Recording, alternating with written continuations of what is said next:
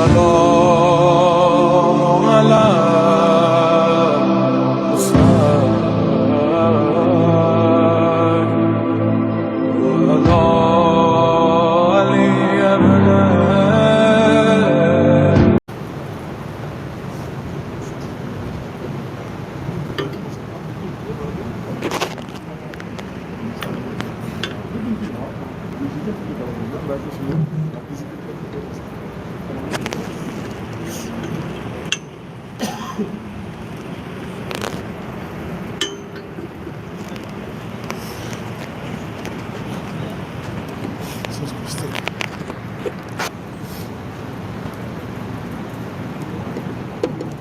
ایک دفعہ مل کر درود پڑھ دیجیے محمد علیہ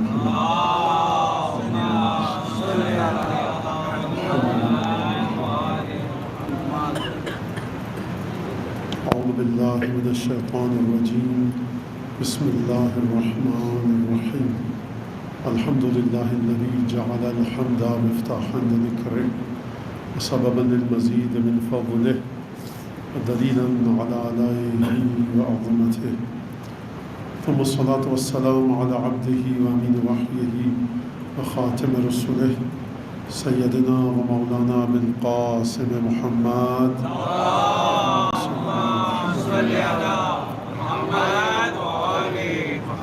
وعلى أهل بيته الطيبين الطاهرين الذين أذهب الله عنهم الرجس وطهرهم تطهيرا اللهم صل على الدائم على أعدائهم أجمعين أما بعد فقد قال الله الحكيم في كتابه المجيد أعوذ بالله من الشيطان الرجيم ولقد فتنا قبلهم قوم فرعون وجاءهم رسول كريم فندوا إلي عباد الله إني لكم رسول أمين.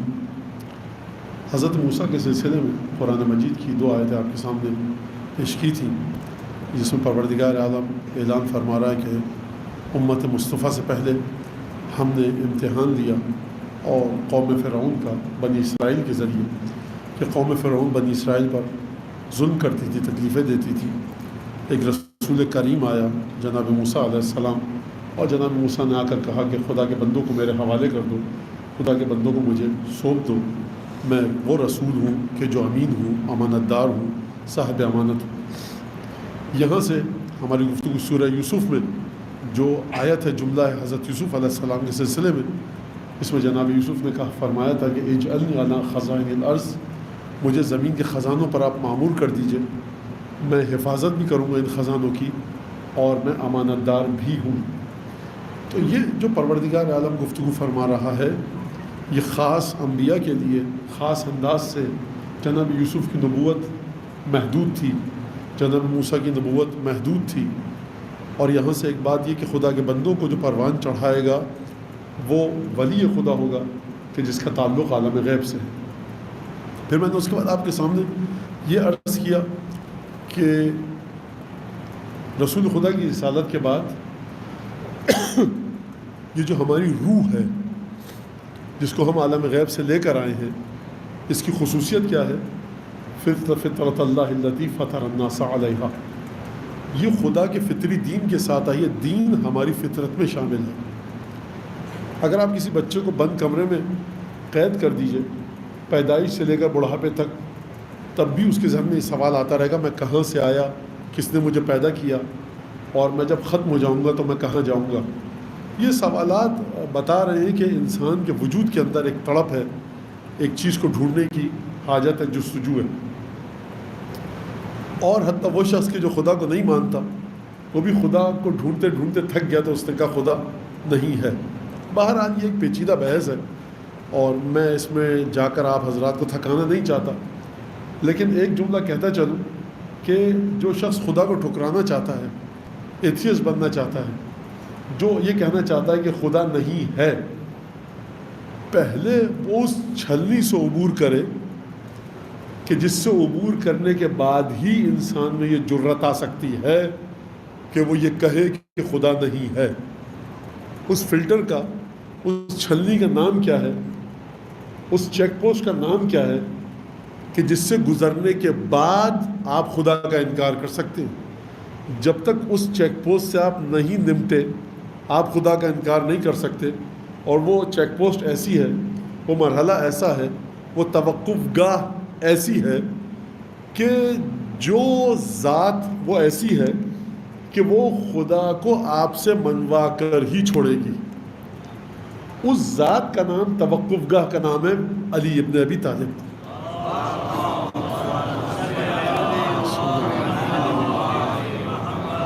میں نے کیوں کہا آپ سے یہ؟ اس وجہ سے میں نے کہا، آپ نے کہا خدا نہیں ہے. ٹھیک ہے، خدا اگر نہیں ہے خدا تو پھر کبھی بھی نہیں تھا. اگر نہیں ہے تو کبھی بھی نہیں تھا. علی ابن ابی طالب کے زمانے میں بھی نہیں تھا. سیدہ فاطمہ زہرا کے زمانے میں بھی نہیں تھا. زینب کبریٰ کے زمانے میں بھی نہیں تھا. امام حسین کے زمانے میں بھی نہیں تھا. اگر نہیں تھا خدا امیر المومنین کے زمانے میں، تو یہ جو امیر المومنین عبادت کر رہے ہیں کس کی کر رہے ہیں؟ دلیل میری ختم نہیں ہوئی ہے. اگر یہاں ختم کر دوں نہایت بچکانہ دلیل ہوگی. تو یہ علی ابن ابی طالب عبادت کس کی کر رہے ہیں؟ وہ نا 10,000 لوگ 10,000 غیر دانشمندانہ کام کرتے ہیں. 10,000 لوگ 10,000 نہایت ہی نادانی کے کام کرتے ہیں. مجھے کیا پڑی کہ میں کہوں کہ علی ابن ابی طالب کس کی عبادت کرتے تھے؟ غلط کرتے تھے عبادت. سرکار آپ سب سے پہلے علی ابن ابی طالب کی شخصیت کو پرکھیے اور یہ بتائیے کہ زندگی کے کس مرحلے پر علی ابن ابی طالب کی ذات آپ کو اس طرح سے دکھتی ہے کہ آپ اس حصے کو دیکھ کر یہ کہہ سکیں کہ علی کی زندگی میں علم نہ تھا، دانشمندی نہ تھی، تفکر نہ تھا. مزید بات کو واضح کروں، یہ بچہ پیدا ہوا خانہ کعبہ میں، معجزہ ہوا. آپ خدا کو نہیں مانتے تو خانہ کعبہ کو کیا مانیں گے؟ آ گیا یہ بچہ کہاں پر؟ رسول خدا کی آغوش میں، اپنے چچا زاد بھائی کے ساتھ مسلسل مکے کی وادیوں میں گھوم رہا ہے. جیسا کہ علامہ مجلسی نے روایت میں لکھا کہ کان یحملہ، علی بن ابی طالب کو اٹھاتے تھے اور اس کے بعد یطوف بہی فی شعاب مکہ و اودیتہا و جبالہا، جہاں جاتے گھاٹیوں میں، پہاڑیوں میں، اور جو بھی مقامات تھے مکے کے، وہاں علی کو اپنے ساتھ لے کر جاتے تھے. یہ آ گیا بچہ علی بن ابی طالب رسول خدا کے ساتھ. اب جب رسول خدا نے دعوت اسلام دی تو اس سے پہلے یہ بچہ جا کر غار میں عبادت کر رہا تھا. اب نہ اس میں کیا ہے، بچوں کو تمیز ہے، نہ شعور ہے، جا رہا ہے اپنے چچا زاد بھائی کے ساتھ. تو پہلا مرحلہ تو یہاں پر یہ سوال ہے کہ کس چیز نے 40 برس کے ادھیڑ عمر چچا زاد بھائی کے ساتھ اس 7 سال کے بچے کو جوڑ دیا. یہ بچہ مکے کی گلیوں میں کھیلتا کودتا نہیں دکھ رہا، اپنے ادھیڑ عمر چچا زاد بھائی کے ساتھ عبادتوں میں مصروف ہے. انسانی نفسیات اس کو حل کرے. مکے میں گناہ کے مواقع بڑے آسان تھے اور علی ابن ابی طالب بنی ہاشم سے تعلق ہے صاحب. کسی ایک گناہ میں علی ابن ابی طالب ملوث ہوتے ہوئے دکھائی نہیں دے رہے. کس طاقت نے مجبور کیا علی ابن ابی طالب کو کہ وہ مکے کے آلودہ اور فرسودہ ماحول سے اپنے آپ کو جدا کر کے 40 برس کے ادھیڑ عمر بھائی کے ساتھ جڑ جائیں، اور جو بھائی ناقابل بیان کام کرے، کبھی جھک رہا ہے کبھی سجدے میں، علی ابن ابی طالب بھی نماز پڑھتے ہوئے دکھے. اور اس کے بعد مکے کے اندر گھر میں عبادت نہیں ہو رہی، 2 گھنٹے کی چڑھائی پہ جا کر چچا زاد بھائی محمد مصطفیٰ غار حرا میں عبادت کر رہا. وہ اصل میں مسئلہ یہ مولانا کہ بچہ تھا اور جڑ گیا بھائی کے ساتھ. چلیے اب آپ جا کر، روایت عجیب ہے، امام نسائی نے نقل کیا کہ جب جناب امیر سے پوچھا لوگوں نے کہ آپ محمد مصطفیٰ کے وارث کیسے قرار پائے، خوب توجہ کیجیے گا، یہاں پر ایک اور مرحلہ آیا. کہا کہ جب بنی عبد المطلب کو جمع کیا رسول خدا میرے بھائی محمد مصطفیٰ نے، اور کہا کہ تم میں سے کون میری بات سنے گا، مانے گا اس شرط پر کہ جو سنے گا وہ میرا بھائی ہوگا دنیا اور آخرت میں، میرا وصی ہوگا، میرا خلیفہ ہوگا، میرا جانشین ہوگا، اور میرے بعد امت کو سنبھالے گا. وَكُنْتُ أَصْغَرُ الْقَوْمِ سِنًّا، جناب امیر نے فرمایا، امام نسائی نے روایت نقل کیا، میں اپنے تمام چچا زاد بھائیوں میں سب سے چھوٹا تھا. میں اٹھ کر اپنے مقام پر کھڑا ہوا، میں نے کہا یا رسول اللہ میں آپ کی مدد کروں گا. 2 دفعہ کھڑا ہوا، دونوں دفعہ رسول خدا نے مجھے بٹھایا. جب تیسری دفعہ میں کھڑا ہوا، ضرب بیدہ علی یدی، تو رسول خدا نے اپنا ہاتھ آگے بڑھا کر میرے ہاتھ پر مارا. اور کہا کہ تم نے وعدہ کیا ہے تو تم دنیا اور آخرت میں میرے بھائی ہو، دنیا میں خلیفہ ہو، میرے بعد میرے جانشین ہو۔ یہ واقعہ بڑا اہم ہے، لیکن اس کی اہمیت میں ایک اور انداز سے آپ کے سامنے پیش کرنا چاہتا ہوں کہ یہ بچہ، اس بچے میں کس نے یہ طاقت دی کہ تمام عمر رسیدہ چچا زاد بھائی اپنے مقام پر موجود ہیں، کوئی کھڑا نہیں ہو رہا، لیکن یہ بچہ کھڑا ہوا، سب نے اس کا مذاق اڑایا، اس کے باوجود یہ ڈٹا رہا۔ بچوں میں عادت ہوتی ہے صاحب کہ آڈ مین آؤٹ ہو جائیں گے ہم کو سرکار ہمارے گروہ سے نکال دیا جائے گا۔ مولانا وہ 15-20 بچے تھے، ریسز ہوئی تھی، نماز پڑھتے ہوئے شرم آئی، وہ مولانا وہ سب میوزک سن رہے تھے، 6 محرم تھی، ہم سے نہیں کہا گیا کہ ہم نہیں سنیں گے۔ میاں تم اتنے بودے ہو کہ تم کو حسین ابن علی کا غم مجبور نہیں کر سکتا، روک نہیں سکتا کالج میں جا کر وہ تمام لغویات کرنے سے، کیونکہ تمہارا مذاق اڑایا جائے گا۔ اور اس علی ابن ابی طالب کو دیکھنے کے بعد بھی یہ نہیں سمجھ پا رہے کہ جو اکیلا بچہ ہو، ہم عمروں کے ساتھ نہ کھیلے، مذاق اڑایا جائے، اس کے بعد کہ یا رسول اللہ میں آپ کا ساتھ دوں گا۔ کس بنیاد پر کہا علی نے کہ میں آپ کا ساتھ دوں گا؟ کس بات کے لیے آپ کا ساتھ دوں گا؟ اکیلا چچا زاد بھائی ہے، پورا خاندان ایک طرف ہے، مذاق اڑ رہا ہے، تان و تشنی ہے، اذیت دی جا رہی ہے، کون سا جذبہ ہے علی ابن ابی طالب میں جو جوڑ رہا ہے؟ استدلال مکمل اب بھی نہیں ہوا مکمل استدلال اب بھی میرا۔ آخر کار 22 برس کے تھے، وقت آیا علی مدینے جانا ہے ہم کو، ہمیں بستر پہ سو جاؤ گے؟ اب یہاں سے استدلال اپنی جان پکڑ رہا ہے، ذرا غور سے سنیے گا۔ 22 برس کا نوجوان، زندگی کی رہنائیاں، دلکشیاں، دل فریبیاں موجود ہیں، زندگی کی رہنائیاں، دلکشیاں موجود ہیں۔ 22 برس کا نوجوان 7-8 برس کی عمر سے ساتھ جڑا ہوا ہے، 13-14 برس ہو چکے ہیں جو خدمت کر رہا ہے مسلسل۔ علی ہمارے بستر پہ سو جاؤ، آج رات ہمارے قتل کا منصوبہ بن چکا ہے، یا رسول اللہ آج بھی ہماری باری ہے، اتنے سارے لوگ ہیں، کسی کو سلا دیجئے، کسی فرشتے کو بھیج دیجئے۔ سویا شب ہجرت رسول خدا کے بستر پر یہ بھائی، کس وجہ سے؟ مولانا وہ اصل میں سمجھ گیا تھا آپ کے مولا کہ مدینے میں جائیں گے حکومت ملے گی، تو اس کی تیاری تھی۔ نہیں سرکار، یہ ناانصافی کی آپ نے، برہنہ تلواریں لے کر پورے قریش باہر کھڑے ہوئے ہیں۔ علی ابن ابی طالب نے، یہ سوسائڈل ایکٹ تھا، یا رسول اللہ مر جاؤں لیکن آپ کی جان بچ جائے گی۔ اب جب مدینے آئے تو ہر مقام پر رسول خدا کی مدد کی۔ کوئی کہہ سکتا ہے کہ مولانا دیکھیے کہ چالاک لوگوں کی عادت ہوتی ہے کہ جب دیکھ لیتے ہیں کہ حکومت بنے گی تو آگے بڑھ بڑھ کے خدمتیں انجام دیتے ہیں تاکہ جب حکومت ملے، بٹوارا ہو، تو ہم کو حکومت میں کوئی حصہ ملے۔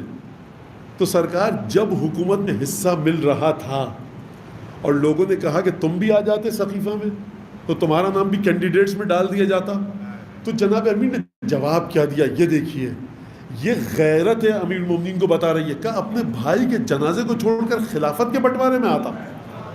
یہ ہے دلیل توحید کی علی ابن ابی طالب کا وجود، کہ کس مقام پر علی ابن ابی طالب یہ کس چیز کو دیکھ کر ہمیشہ قربانی دے رہے ہیں۔ اب مولانا بہت سے نادان لوگ قربانیاں دیتے ہیں، دماغ کام نہیں کرتا، تو آپ یہ کیوں دلیل بتا رہے ہیں؟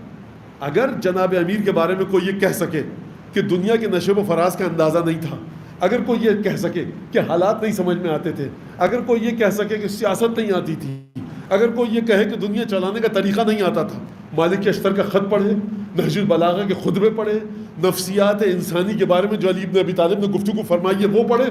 جب ہم بات کرتے ہیں کہ علی ابن ابی طالب رسول خدا کے ساتھ جڑے، تو مکے کے کسی انگوٹھا ٹیک یا کسی اوباش خاندان کے اوباش نوجوان کی بات نہیں کر رہے، ہم بات کر رہے ہیں اس خاندان کے اس نوجوان کی کہ جس کا فلسفہ حیات اس مقام پر ہے جو نہج البلاغہ میں بتاتا ہے۔ ایسا انسان اگر ہر مقام پر قربانی پیش کرے اور یہ کہے کہ مجھے ڈر یہ لگتا ہے کہ میں رسول خدا کے پاس جب قیامت میں جاؤں، اپنے خدا کے پاس جاؤں، تو میرے کاندھے پر کسی کا ظلم ہو، اس کا مطلب ہے قیامت حق ہے، اس کا مطلب ہے خدا کا وجود ہے۔ یہ ایک دلیل ہے جناب امیر المومنین کا وجود، خداوند تبارک و تعالیٰ کے وجود کی۔ سیدہ کا وجود دلیل ہے خدا کے وجود کی، سید الشہداء کا وجود دلیل ہے خدا کے وجود کی۔ تو ایتھیسٹ جو حضرات ہوتے ہیں اور ہمارے نوجوان بچے کا مولانا بہت برے طریقے سے ایتھیزم آ رہا ہے، لوگ خدا کو بھولتے جا رہے ہیں، ان کو علی ابن ابی طالب نہیں سمجھ میں آیا، تبھی خدا تک نہیں پہنچے۔ جس دن یہ ناقابل حل سوال، انسولوڈ مسٹری علی ابن ابی طالب کی جس دن ان کے سامنے آ گئی، اسی دن وہ خدا کے سامنے سر جھکا دیں گے۔ لہٰذا آپ علی بن ابی طالب کے ذریعے خدا تک پہنچیے. ایک اور بات اسی سلسلے میں مزید آگے بڑھاؤں, بہت حساس بات ہے, مجھے نہیں پتا کتنے لوگوں کی سمجھ میں آئی, کتنے لوگوں کی سمجھ میں نہیں آئی. مولانا یہ آپ کیا کہہ رہے ہیں؟ نہیں دیکھیے, آپ کی توہین نہیں کر رہا, لیکن مسئلہ یہ ہے کہ حالات کو جس ڈگر پہ چل چکے ہیں کہ سب سے جو دور چیز جا چکی ہے وہ ہے تعلیمات اہل بیت. خوب توجہ کیجیے گا. کس طرح سے بتاؤں, میں خود پریشان ہوں, لیکن سنیے جناب سیدہ, بھروسہ کر کے میں بتا رہا ہوں. عشق خدا, خدا کو سمجھیے, وہ امیر المومنین خدا کا عشق. میں شب عاشورہ میں تم خدا کے عشق کی بات کر رہے ہو. 21 رمضان خدا کا عشق, شب شہادت سیدہ ہے, خدا کو سمجھیے, نفس کو سمجھیے. خدا خود کہہ رہا ہے, خدا کی زبان 10ویں امام علی نقی فرما رہے ہیں, من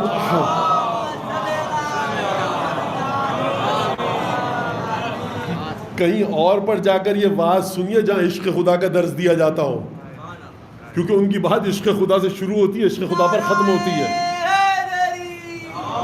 عشق خدا سے شروع ہوتی ہے, عشق خدا پر ختم ہوتی ہے. آپ کو جو طریقہ بتایا گیا, خدا جب کہہ رہا ہے رسول تک آنا ہے تو رسول تک رسول کے ذریعے مت آؤ, محبت اہل بیت لے کر آؤ. قل لا اسألکم علیہ اجرا الا المودۃ فی القربى.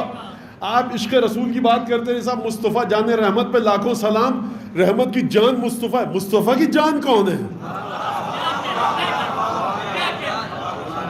کہ محمد سے وفا تو نے تو ہم تیرے, یہ جہاں چیز ہے کیا لوح و قلم تیرے. یہ محمد سے وفاداری ہوتی کیسے ہے, ذرا یہ تو بتائیے. ہر مقام پر قرآن سے مدد لیتے, اس مقام پر قرآن سے مدد نہیں لیتے. لہذا خوب سنو, خوب اچھی طرح سے بچے, یہ جو عشق خدا عشق خدا عشق خدا عشق خدا, سرکار نہیں چاہیے ایسا عشق خدا جہاں پر اہل بیت سیکنڈری لیول پر ہو, کیونکہ خدا نے خود فاؤنڈیشنل لیول پر پرائمریلی ان انداز سے بنیاد جو قرار دیا ہے وہ محبت اہل بیت کو قرار دیا ہے. من اراد اللہ بدا بکم, جو خدا کا ارادہ کر کے چلے گا آئمہ آپ کی ذات سے شروع ہوگا.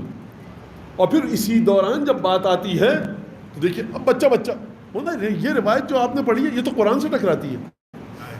اچھا تو پھر قرآن سے ٹکراتی ہے, پھر تو وہ تو معصوم نے فرمایا ہے کہ جو قرآن سے ٹکرا فضربوا علی الجدار زخرف باطل لم نقله. سرکار اب مشکل یہ ہے کہ نجف اور قم میں 60-65 کلاسز جس موضوع پر ڈسکس کرنے کے لیے ہوتی ہیں, وہاں پر یہ بچہ ہمارا کہ جس کو استحالہ اور استنجا کے درمیان فرق نہیں پتا, وہ آ کر اشتہار وہ تو یہ تو قرآن سے ٹکراتی ہے. اچھا قرآن سے ٹکراتی ہے, پھر امام نے کہا یہ تو غلط ہے. سکا قرآن نے کب کہا کہ میں اکیلا کافی ہوں؟ جو دین لا رہا ہے وہ کہہ رہا ہے کہ 2 چیزیں چھوڑ کر جا رہا ہوں. امت کہ دوسری چیز تو فضول ہے, قرآن کافی ہے. میاں رستے کو طے کر لو کہ قرآن کافی ہے یا قرآن کے ساتھ اہل بیت کافی. خوب توجہ کیجیے گا. غیبت نعمانی رسول خدا تشریف لائے ممبر پر, اور اس کے بعد آنے کے بعد کہا کہ کتاب اللہ و عطرتی 2 چیزیں چھوڑ کر جا رہا ہوں, ایک اپنے اہل بیت اور دوسرے قرآن. اور فرمایا, دونوں انگلیوں کو جوڑ کر کہا کہ ہما کہاتین لا یفترقا حتی یردا علی الحوض, یہ جدا نہیں ہوں گے یہاں تک کہ حوض کوثر میں مجھ سے ملاقات کریں. بہرحال یہ انشاءاللہ رسول خدا معاف فرمائیں گے جو میں نے غلط نسبت دی رسول خدا کی جانب سمجھانے کے لیے دی. کیا رسول خدا نے اس طرح سے کہا جمع سبابتئی ہے, اس طرح سے کہا ہے, اس طرح سے نہیں کہا. اس میں اور اس میں فرق کیا ہے؟ اس میں فرق یہ ہے کہ یہ انگلی بڑی ہے یہ چھوٹی. فجمع سبابتئی ہے, دونوں انگلیوں کو جمع کیا, کہا اس طرح سے ہے. اب قرآن کو سمجھو, قرآن نازل کہاں سے ہوا؟ الف لام را کتاب فصلت آیاتہ, کتاب فصلت آیاتہ, یہ وہ کتاب ہے احکمت آیاتہ. قرآن وہ کتاب ہے جس کی آیتیں بڑی مضبوطی کے ساتھ, حکمت کے ساتھ مضبوط کی گئی ہیں. کس نے مضبوط کی ہیں؟ بھیجنے والے نے. کہاں پہ مضبوط کی ہیں؟ وہاں پر کہ جہاں جبرائیل کا علم نہیں پہنچ سکتا, وہ مقام کہ جہاں پر سوائے خدا کے کوئی نہیں ہے. احکمت آیاتہ ثم فصلت, اور اس کے بعد جوڑ کر الگ الگ علیحدہ کر کے تفصیل کے ساتھ بڑھی. اب تفصیل کا معنی اردو میں الگ ہے، عربی میں الگ ہے، فارسی میں تقریباً اردو اور عربی سے ملتا جلتا ہے. تو چھوڑیے اس بحث کو اور آپ اس طرح سے مجھ سے اس لفظ کو لے لیجیے، ثم فصلت من لدن حکیم خبیر. اس صاحب حکمت ذات کے پاس سے جس کو ہر چیز کی خبر ہے، یہ وہاں سے آیات نازل ہوئی ہیں. یعنی کیا مطلب؟ مقام غیب الغیوب جہاں تک کوئی نہیں پہنچ سکتا. اگر آیات وہاں سے نازل ہو رہی ہیں اور رسول خدا فرمانے یہ دونوں ایسے ہیں، تو اس کا مطلب ہے کہ اہل بیت کی عظمت بھی وہی سے نازل ہو رہی ہے. اگر آپ نے ایک دفعہ درود بھیجیے محمد آل محمد.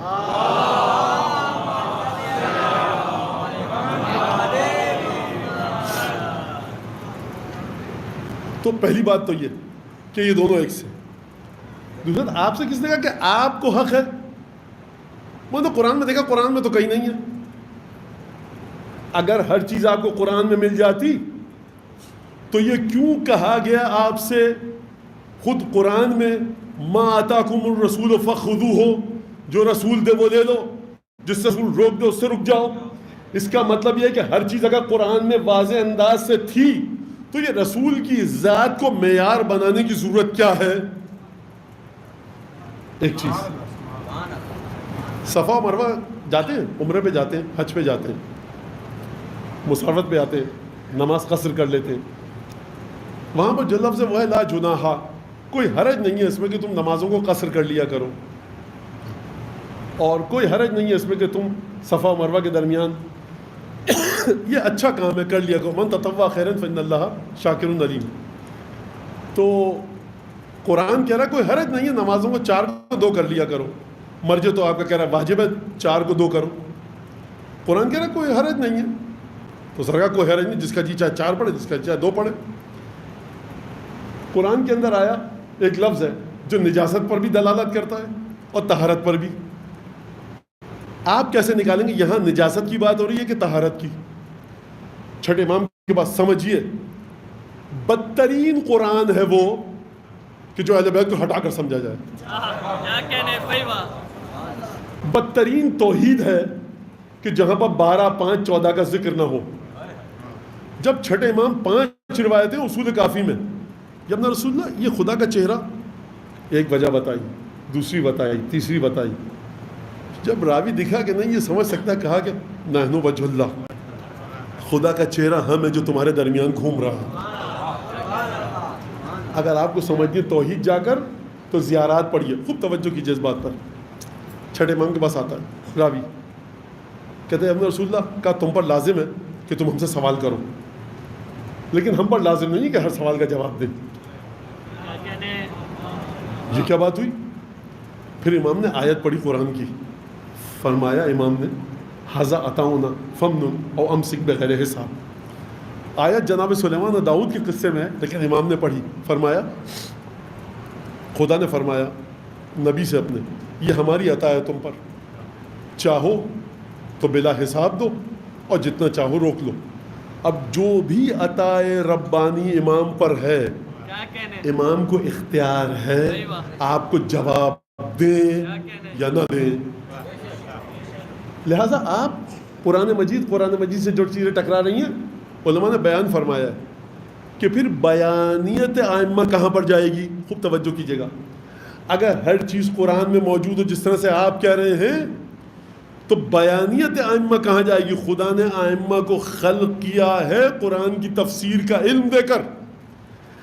ہو سکتا ہے جو تفسیر آپ بیان کر رہے ہیں وہ ٹکرا رہی ہو قرآن سے، ہو سکتا ہے وہ تفسیر جو آپ بیان کرو ائمہ کی نگاہ سے ٹکرا رہی ہو. کس کی بات مانی جائے گی؟ لہٰذا آپ اس بات کو خوب اچھی طرح سے سمجھ لیجیے. یہ جو نوجوان بچوں میں فیشن چل رہا ہے قرآن فہمی، یہ جو آپ کو قرآن کے سامنے لا کر کھڑا کیا جا رہا ہے کہ اپنی ذمہ داریاں قرآن سے سیکھیے، یہ کس امام نے آپ کو کب حکم دیا ہے؟ جابر بن یزید جوفی سے 5ویں امام نے کہا تھا اعرض نفسک علی القرآن، کہ جابر ابن یزید جوفی اپنے آپ کو قرآن کے سامنے پیش کرو. جو قرآن نے حکم دیا اس کے مطابق چل رہے ہو تو تم بہت اچھے آدمی ہو، اپنے الفاظ میں پیش کر رہا ہوں. تو مولانا دلیل تو آ گئی. جابر سے کہا تھا، اس بچے سے کہا تھا جو صبح سے شام تک ACCA کی کلاسوں میں مگن ہے MBA کر رہا ہے, ڈاکٹر بن رہا ہے, کالج جا رہا ہے, یونیورسٹی جا رہا ہے. جو جابر سے کہا ہے, جو سلمان سے کہا ہے, وہ آپ کے لیے قول ہے. خوب توجہ کیجیے. جو آپ کو قرآن کے سامنے لا کر کھڑا کیا جا رہا ہے, اس سے خوش مت ہوئیے گا. قرآن سمجھنا آپ کے بس کی بات ہے ہی نہیں. آپ مرجے سے جا کر پوچھیں گے اس صفحے کی تفسیر بتائیے, مرجے کہے گا مجھے 1 مہینہ دو, 5 دن دو, روایات دیکھوں گا, روایات کی سند دیکھوں گا, قرآن کی اس صفحے کی آیات کو تمام آیات سے مقابلہ کرنے کے بعد میں نتیجہ دوں گا. اور آپ اتنی آسانی سے بچہ اٹھ کے کہہ رہے ہیں مولانا یہ تو قرآن سے ٹکرا رہا ہے, یہ تو قرآن سے ٹکرا رہا ہے, یہ تو قرآن سے ٹکرا رہا ہے. پہلے اس مسئلے کو حل کیجئے کہ اس کا موطن کیا ہے, یہ مسئلہ ہے کہاں پر, کہ کب آپ کو دیکھنا ہے کہ قرآن سے کیا چیز ٹکرا رہی ہے اور کس طرح سے ٹکرا رہی ہے. خوب اچھی طرح سمجھیے آپ اس بات کو. لہٰذا قرآن مجید کے اندر اگر آپ جائیں تو پھر ان حدیثوں کا کیا کریں گے آپ, کہ جہاں پر جناب امیر فرما رہے ہیں کہ قرآن ہدایت ہے, قرآن ہدایت ہے, قرآن نور ہے. یقیناً قرآن نور ہے, یقیناً قرآن ہدایت ہے, لیکن کس طرح سے؟ میں مثال کے ذریعے سمجھاتا ہوں. چھٹے امام نے فرمایا, حدیث مشہور ہے, من عمل بما یعلم علمہ اللہ ما لم یعلم. جو عمل کرے گا اپنے علم کے مطابق, خدا اسے وہ علم دے دے گا جو اسے نہیں آتا. تمام دینیات کلاسز کو بند کر دیجئے, نجف و قم کے حوضے کو بند کر دیجئے, کہیے جتنا آپ کو علم ہے اسی کے مطابق چاہیے, خدا تو علم دے دے گا. تو یہ کس کانٹیکسٹ میں بات کر رہے ہیں امام, کس انداز میں بات فرمانا چاہ رہے ہیں امام؟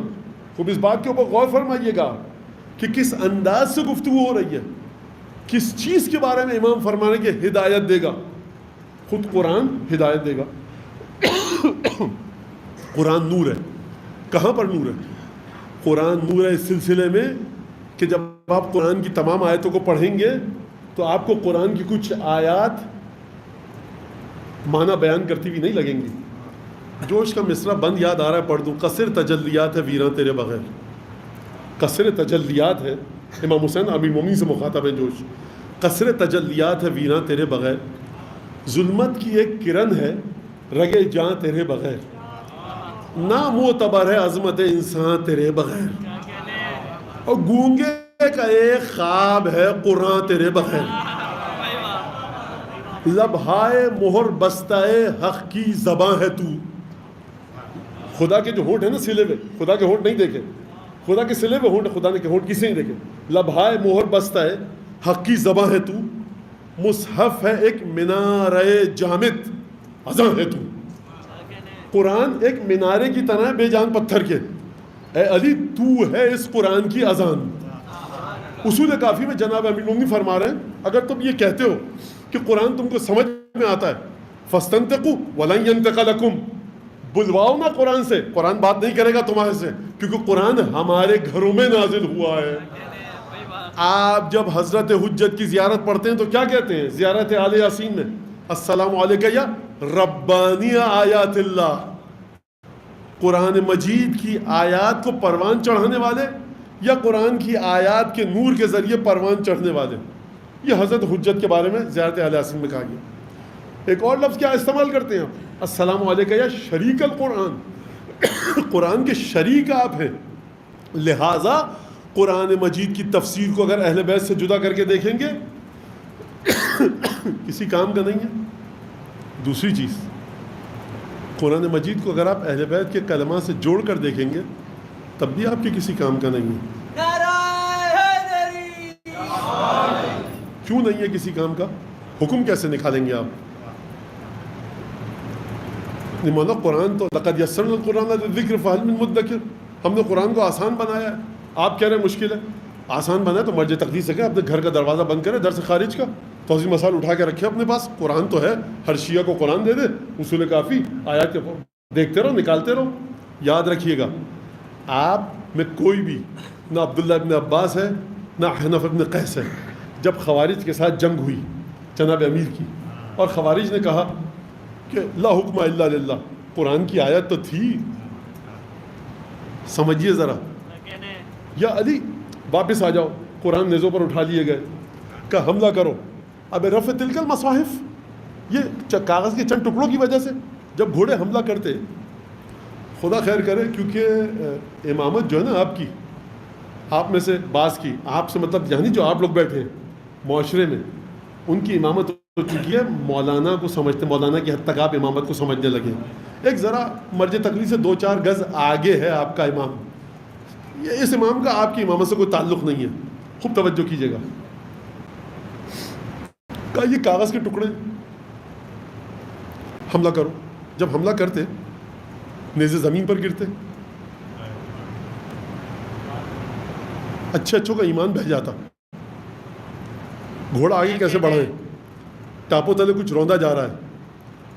اندل قرآن الناطق، قرآن یہاں پر اس وقت ہے.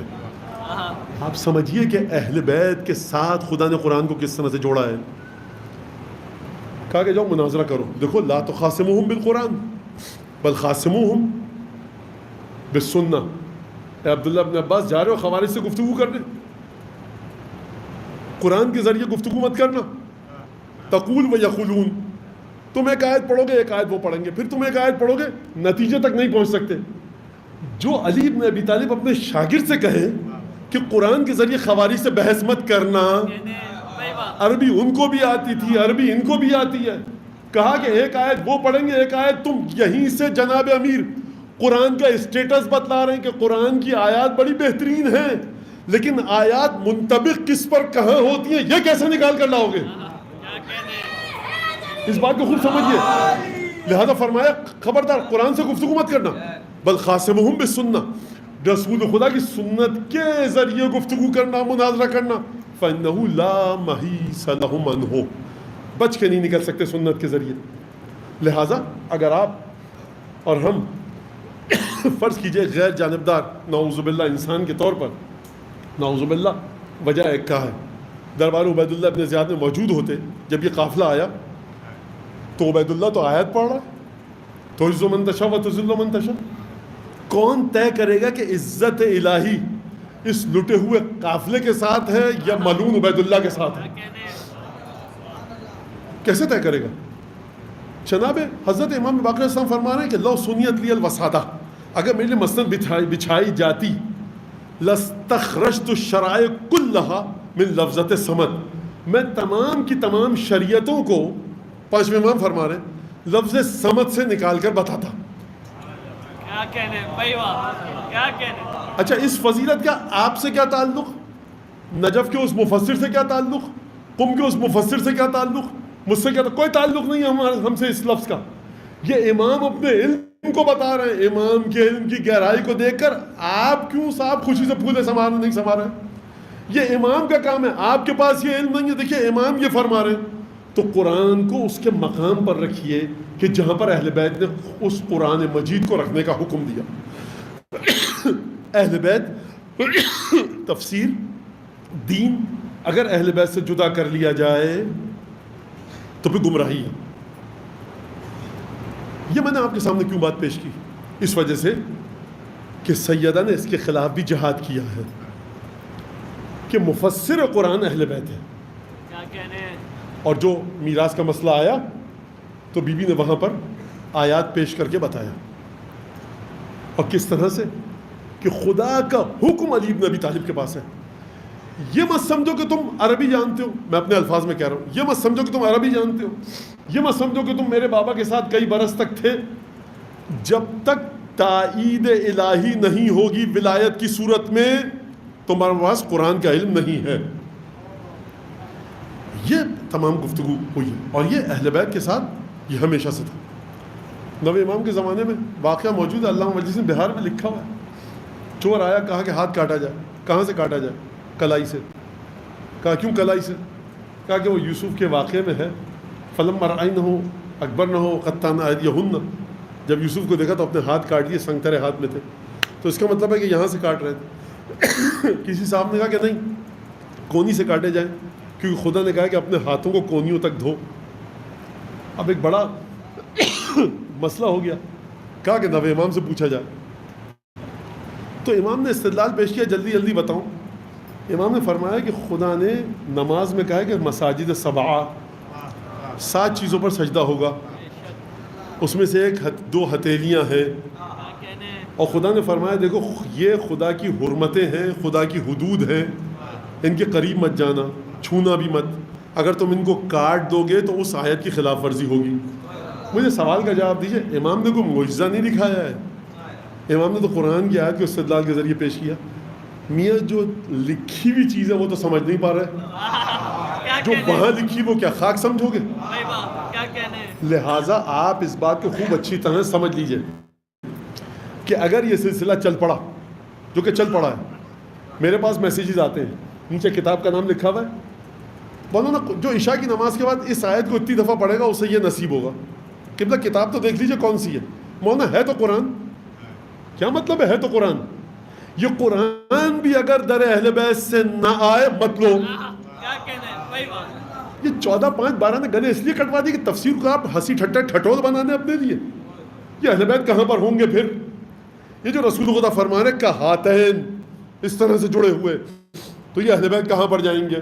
یہ جناب امیر فرمانے دیکھو قرآن سے گفتگو مت کرنا. کیا ہوگا قرآن سے؟ میں نے آپ کے سامنے بتا دیا.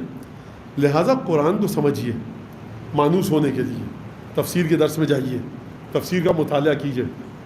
لیکن جیسے یہ سمجھ میں آئے کہ تفاسیر اہل بیت کے سامنے آپ کے ذہن میں ایک ابلیس سر اٹھا رہا ہے، تو خبردار سمجھ جائیے کہ آپ قرآن سے دور ہو رہے ہیں. بے شک خوارج نے نعرہ لگایا تھا قرآن کا. لہٰذا جب بھی معاشرے میں ولایت اپنے مقام پر نہیں آئے گی تو یہ مسئلہ ہوگا. خداوند تبارک و تعالی اگر فرما رہا ہے کہ اطاعت کرو، اطیعوا اللہ و اطیعوا الرسول و اولی الامر منکم، فإن تنازعتم فی شیء، اگر کوئی بھی جھگڑا ہو، تنازع ہو، اسے اللہ اور اس کے رسول کی طرف پلٹاؤ. اس کا مطلب کیا ہے؟ اس کا مطلب ہے کہ غیر معصوم اس میں اتنی طاقت نہیں ہے کہ وہ ہر چیز کو قرآن سے سمجھ سکے، قرآن سے نکال سکے. اور اس کو یہ سمجھ میں آنا چاہیے کہ کب وہ اہل بیت کی تفسیر کی مخالفت میں جا رہا ہے، کب اہل بیت کی تفسیر کے ساتھ ساتھ ہے. تو یہ ایک بات. اب جناب سیدہ درود پڑھیں ذرا محمد آل محمد.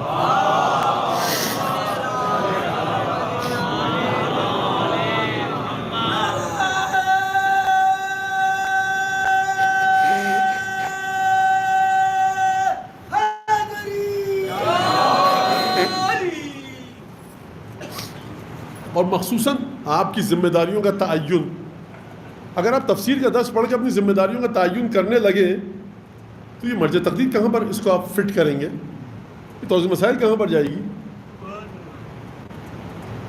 سرکار بغیر اہل بیت کے ISIS تو بن سکتی ہے اور طالبان اچھا مومن نہیں بن سکتا. کیا کہنے خوب توجہ کیجیے گا. یعنی جس قرآن کو بچانے کے لیے آئے تھے، غیر مسلم دلیل کے طور پر قرآن لاتا ہے کہ جھوٹ بول رہا ہے مسلم کہ اسلام بڑا ایک ریلیجن آف پیس ہے، یہ ریلیجن آف وار ہے، ریلیجن آف بیٹل ہے، یہ دوسروں کو نہیں دیکھ سکتا، وہ قرآن کی آیتیں پڑھتا ہے ہمت. بچائیے جا کر قرآن کی عظمت کو، بچائیے جا کر اسلام کو. تمام کے تمام جتنے بھی جرم ہوئے وہ اسی قرآن کی آیتوں کی غلط تفسیر کی وجہ سے ہوئے. جب بشر کے ہاتھ میں یہ قرآن کھیل کے طور پر نعوذ باللہ آ گیا تو یہ تمام کام ہوئے. لہٰذا خوب توجہ کیجیے گا، یہی چیز ہے. اب حضرت حجت ظہور کریں گے تو لوگ کہیں گے یاتی بدین جدید، یہ نیا دین لے کر آیا ہے، یہ ہم نے دین نہیں دیکھا. تو جب بھی ولایت، جو جناب سیدہ نے ولایت پر گفتگو کی ہے، اس لیے نہیں کہ علی ابن ابی طالب کو بٹھا دو بس مسند پر، بلکہ اگر علی بیٹھ گئے مسند خلافت پر تو ہر چیز اپنے مقام پر مناسب طریقے سے آ کر بیٹھ جائے گی. اب یہاں سے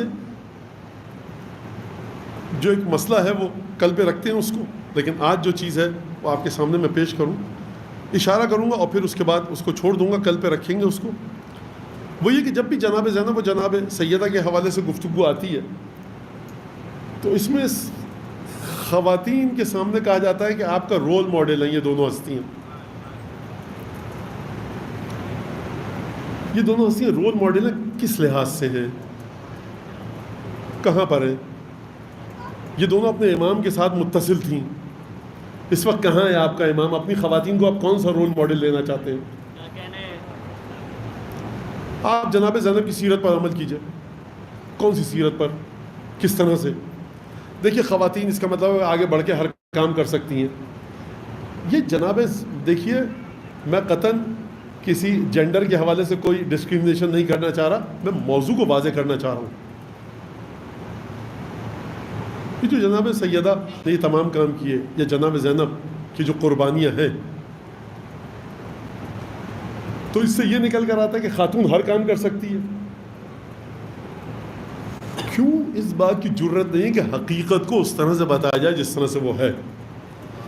امامت کے ساتھ جڑنا جناب سیدہ کا قربانی دینا اور ہے، میرے آپ کے گھر کی خواتین کا کسی جائز حلال مقصد کی خاطر گھر سے باہر نکلنا اور ہے. دونوں کا کوئی تعلق رتی برابر نہیں ہے آپس میں.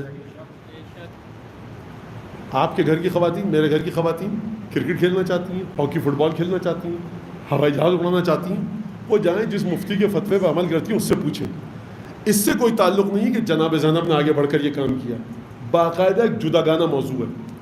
اور خواتین کو پھر اس کے بعد ان شخصیتوں کے بعد جو ہماری بچیاں پڑھ لکھ جاتی ہیں، پھر وہ کہتی ہیں ہم اتنا پڑھ لکھ گئے، پیشن ہمارا تھا کہ ہم کام کریں، تو خواتین کو دیکھنا چاہیے کہ سعادت ان کی کہاں پر ہے. یہ جو ہم مسلسل حب اہل بیت کی بات کر رہے ہیں، اگر محبت اہل بیت آئے گی تو اطاعت اہل بیت بھی آئے گی. اطاعت کی بنیاد ہماری یہاں مودت اور محبت ہے، زور زبردستی ڈنڈا اور لاٹھی نہیں ہے.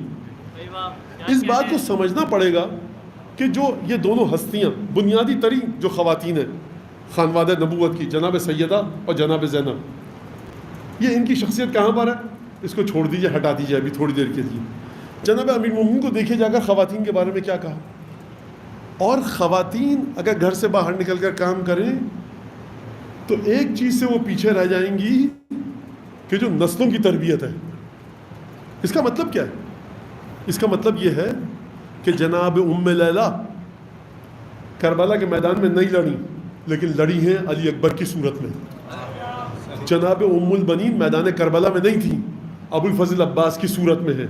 یہ آپ کا جو چھٹا امام فرما رہا ہے کہ من وجدہ فی قلبہ برد حبنا اہل البیت، جو ہم اہل بیت کی مودت اور محبت کی ٹھنڈک کو اپنے دل میں محسوس کرے، فلیکثر الدعاء لأمہ، وہ اپنی ماں کے لیے کثرت سے دعا کرے. یعنی اولاد کی شخصیت کی تشکیل میں ماں کا بڑا اہم کردار ہے. یعنی ایک شخص جو سی ای او ہے، جو ایم ڈی ہے، جو مینیجنگ چیئرمین ہے، جو وزیر ہے، جو حلال طریقے سے کام کر رہا ہے، دنیا والے دعائیں دے رہے ہیں کہ صاحب ہمارے ڈائریکٹر صاحب بڑے اچھے آدمی ہیں، محنت کے ساتھ کام کرتے ہیں اور کرواتے ہیں. اس کی ماں آفس میں نہیں ہے، لیکن در حقیقت اپنی ماں کی تربیت کا ثبوت ہے. خواتین یہ سمجھے ہماری. اور پھر اجر جناب سیدہ سے ملے گا. وہ نسل کے جو ابو الفضل عباس کا علم اٹھائے گی، وہ نسل کے جو یا حسین کہہ کے ماتم کرے گی، وہ نسل کے جو ممبر پر آ کر مجلس پڑھے گی، وہ نسل کے جو حلقہ ماتم میں آ کر سینہ زنی کرے گی، جو نسل نوحہ پڑھے گی، جو عزاداری کو بچائے گی، وہ آپ کی آغوش سے نکل کر آئے گی. آپ معاشرے کی تعمیر و ترقی کے پیچھے اتنا مت دوڑیے کہ محبان اہل بیت کی تشکیل سے آپ غافل ہو جائیں. یہ آپ جتنے بھی لوگ بیٹھے ہیں، امام صادق آپ سے مخاطب ہو کر کہیں، جتنے بھی مرد یہاں بیٹھے ہیں، جتنے بھی مرد گھروں میں بیٹھے ہیں، تم سب کے کاندھوں پر، گردنوں پر ایک خاتون کا حق ہے، وہ ہے تمہاری ماں. 9 مہینے تم جس کے وجود کے ساتھ جڑ کر رہے ہو، چھٹے امام بتا رہے ہیں، اس نے اپنے خون کے ذریعے تم کو محبت اہل بیت دی. اس کی وجہ سے تم آج ہو. آپ کی ماؤں کو یہاں پر کوئی نہیں دیکھ رہا، ہماری ماؤں کو یہاں پر کوئی نہیں دیکھ رہا، لیکن وہ ہمارے وجود کی صورت میں آج اس امام باڑے میں ہیں. یہ دیکھیں. اچھا، بچیوں کی تربیت کو اس طرح سے کریں. دوسری بات، بچیوں کو شرم، حیا، عفت، پاکیزگی تربیت میں دیجئے. بزدل مت بنائیے. بزدلی الگ ہے، حیا الگ ہے. ڈٹ جائے. شادی ہوئی لڑکی کی، جناب سیدہ کی بہادری، بی بی زینب کی بہادری. شرم و حیا میں جناب زینب و جناب سیدہ سے آگے کوئی نہیں ہے. لیکن حیا، شرم، عفت اپنے مقام پر ہے. اور اگر بہادری کا مرحلہ آیا ہے تو لشکر اغیار کے سامنے کھڑے ہو کر امامت کے حکم کے مطابق خطبہ دیا ہے. یہ ہے بہادری. انسان کو اگر عادت ہو جاتی ہے ایک ماحول میں رہنے کی، پردہ، گھر کی 4 دیواری، 4 مردوں کے سامنے لے آئیے، ہکلانے لگے گی، گفتگو نہیں کرے گی. یہ ہے بہادری جناب زینب کی کہ جو امامت کے نور کے ذریعے مکمل ہوئی ہے. اگر کل تک تھا حکم امام کے گھر میں رہو، گھر میں رہتی تھی. جب حکم امام آیا کہ دربار میں جا کر خطبہ دینا ہے تو اب یہاں پر زبان لڑکھڑا رہی ہے، لہجہ عجیب سا ہے، بدن پر تھر تھری تاری ہے، الفاظ نہیں مل رہے، فصاحت و بلاغت سے دور ہے. فصاحت و بلاغت بھی مکمل اس انداز سے کہ نابینا صحابی کہہ رہا کون ہے جو علی کے لہجے میں خطبہ دے رہا ہے. کیا کہنے بھائی واہ. لہٰذا اپنی بچیوں کو بہادر بنائیے، ڈٹ جائے. صاحب منہ دکھائیے بارات کے موقع پر، جیٹ دیور منہ دیکھیں گے. اتنا بہادر بنائیے بچی کو کہ بیٹا کچھ بھی ہو جائے نہیں دکھانا چہرہ. سسرال والے ناراض ہو جائیں گے، ہنگامہ ہو جائے ہنگامہ. یہ ہے بہادری. ہم بچیوں کو گاؤدی بناتے ہیں. کیوں؟ کیونکہ ہم ان پر ان لاجیکل قوانین کو ٹھوسنا چاہتے ہیں، کیا کہنے. تھوپنا چاہتے ہیں. ہم بچیوں کو شرم و حیا کا زیور سے آراستہ کرنے کے ساتھ ساتھ ان کو بزدل بنانا چاہتے ہیں. دیکھو بابا کہہ رہے ہیں اب خبردار کچھ مت بولنا. بھائی بابا کہہ رہے ہیں منطقی بات ہے غیر منطقی بات ہے. آپ میں کیوں طاقت نہیں ہے کہ بیٹی کے ساتھ بیٹھ کے ڈیبیٹ میں انٹر ہو سکیں، گفتگو کر کے اس کو سمجھا سکیں. بہادر بنائیے اپنی بیٹیوں کو کہ چار مردوں کو دیکھ کے وہ گھبرانے نہ لگے، لیکن اس کے ساتھ ساتھ شرم و حیا، عفت و پاکیزگی بھی اس کے اندر ہو. لہٰذا یہ جو ہماری بچے ہیں ہمیں باہر نکلنا ہے، ہمیں باہر بالکل شوق سے جائیے، فقہ نے اجازت دی ہے. لیکن اگر آپ اتنا باہر نکلیں گی، معاشرے کے اندر ہمیں ایک اہم رول ادا کرنا ہے. یہ بچیوں کے اندر ہمارے بڑی اچھی سوچ ہے کہ ہمیں معاشرے میں ایک اہم رول ادا کرنا ہے. میں اپریشیٹ کرتا ہوں، لیکن اس رول کو جس مقام پر اپلائی اور امپلائی کرنا ہے، اجرا کرنا ہے، وہ ہماری بچیاں خطا کر رہی ہیں. ان کو نسل کو تربیت کرنا ہے. حبیب بن مظاہر کہاں سے آیا؟ جون کہاں سے آیا؟ سلمان ابوذر مقداد کہاں سے آئے؟ یہ کہاں سے آئے؟ یہ نسلیں تربیت ہوئی ہیں اس انداز کے ساتھ. محمد ابن ابی بکر جناب امیر المومنین کے گھر میں تربیت یافتہ ہیں. کیسے؟ اسما بنت امیس کہ جو جعفر طیار کی زوجہ تھی انہوں نے تربیت کیا. درود پڑھے محمد آل محمد.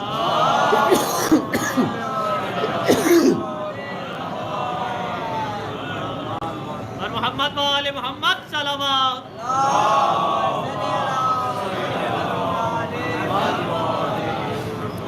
لہٰذا آپ اس بات کو سمجھ، اگر بچیوں میں آئیڈیلزم کی طرف بچیاں آ جائیں ہماری کہ آئیڈیل جناب زینب کی ذات ہے، آئیڈیل جناب سیدہ کی ذات ہے، تو خود بخود بہت سارے مسائل حل ہو جائیں گے. اور یہ کس طرح سے سمجھایا جائے، یہ دیکھیے ایک بڑا مشکل طلب مسئلہ ہے.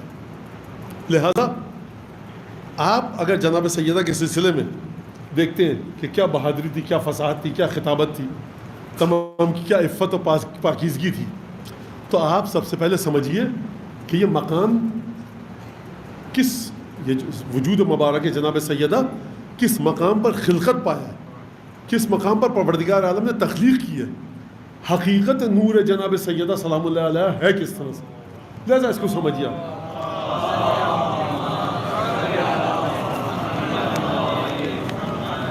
اور یہ بات کہنا چھوڑ دیجئے بالکل کہ جناب سیدہ کے نقش قدم پر چلیں، کیونکہ یہ کس انداز سے اپلائی ہوتا ہے یہ عام انسان کو نہیں پتہ. آپ سیدہ کی زندگی کی کس پہلو کو اپنانا چاہیں گے، کس انداز سے، یہ ایک بحث طلب بات ہے. میں نہیں کہہ رہا سیدہ کی زندگی میں سبق نہیں ہے، ہماری بچیوں کے لیے ہے، لیکن کس انداز سے ہے. جناب زینب کی زندگی میں کوئی سبق نہیں ہے ہمارے لیے، نہیں ہے، لیکن کس انداز سے ہے.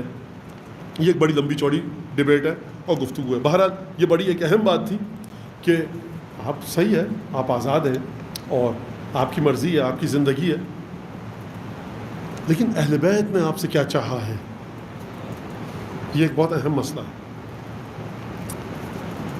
کس طرح سے یہ حل ہوگا؟ دیکھیے یہ جو میں کہہ رہا ہوں ذمہ داری اس لیے کہہ رہا ہوں، ورنہ امید نہیں ہے کچھ حالات بہتر ہونے کی. کیوں؟ کیونکہ ہماری آپ کی کوئی جگہ ہی نہیں ہے دنیا میں. کلچر جو آپ کے اوپر تھوپا جا رہا ہے اور ٹھوسا جا رہا ہے، کپڑے پہننے کا انداز تک، گفتگو کا انداز تک، یہ ذرائع ابلاغ عامہ، ماس کمیونیکیشن کی جو چیزیں ہیں ان سے ہمارے بچے لے رہے ہیں، وہ ان کے ذہنوں پر حکمرانی کر رہے ہیں. تو یہ نہیں ہو سکتا. لیکن کیونکہ ذمہ داری ہے میں یہ کہہ رہا ہوں. میں ایک چھوٹا سا واقعہ بتاؤں اور اس جملے کی طرف آؤں. ایک جگہ مجلس پڑھنے گیا، مولانا بچوں کو ادب سکھائیے، تہذیب سکھائیے، یہ کہا جاتا ہے ہم مولانا صاحبان سے. اسی شہر کا واقعہ ہے، اور یہاں سے بہت دور ایک امام باڑہ. مجھے کوئی حق نہیں ہے کہنے کا، قطعاً مجھے حق نہیں ہے، لیگلی، ریلیجیسلی، شرعاً، اخلاقاً، مذہباً مجھے اعتراض کا حق نہیں ہے. لیکن جب آپ کہتے ہیں کہ ہمارے بچے تمیز تہذیب نہیں سیکھتے، تو تب میرا حق بنتا ہے کہ میں یہ بات کہوں. بہت دور تھا یہاں سے وہ امام باڑہ. امام باڑے کے جو روح رواں میں سے ایک صاحب تھے، امام باڑہ کے دروازے بیٹھے، مسجد شروع ہونے والی، استقبال کرنے کے لیے.